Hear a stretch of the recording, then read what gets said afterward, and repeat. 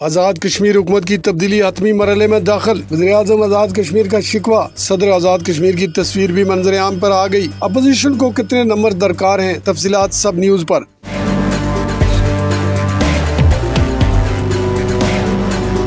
PDM की हुकूमत ने आज़ाद कश्मीर हुकूमत की तब्दीली का हतमी फैसला कर लिया, जिसका अंदाजा वज़ीर-ए-आज़म आज़ाद कश्मीर सरदार तनवीर इलियास को बखूबी हो चुका। यकीन न आए तो सरदार तनवीर इलियास का वीडियो बयान खुद ही सुन लें।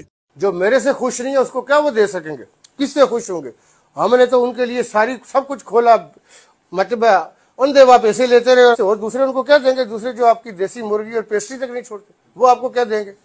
इसलिए हम ये समझते हैं कि लोगों को अक्ल होनी चाहिए। सरदार तनवीर इलियास की वीडियो पर चेमागोइयां जारी थीं कि जुमे को सदर आज़ाद कश्मीर बैरिस्टर सुल्तान महमूद चौधरी ने वजारत खारजा के दफ्तर में चेयरमैन बिलावल भुट्टो जरदारी से मुलाकात की। मुलाकात की अहमियत इस वक्त ज्यादा हो गई जब कमर जमान कायरा ने भी एंट्री मारी।